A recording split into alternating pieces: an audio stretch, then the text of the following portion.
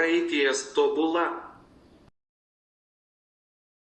Lithuanian past perfect tense is formed by combining the past tense of the auxiliary verb būti, to be, with the active past participle of the main verb.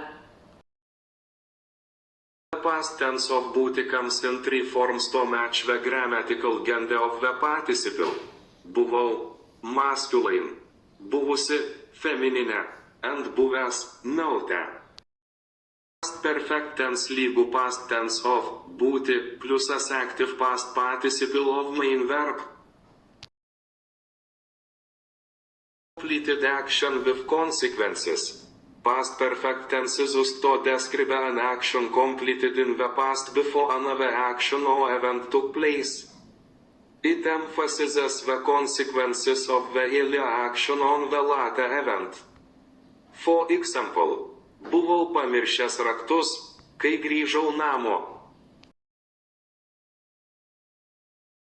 Action completed before a specific time in the past.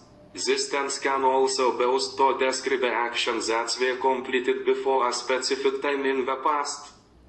For example, ankstesnėmis dienomis jau buvau skaičius straipsnį.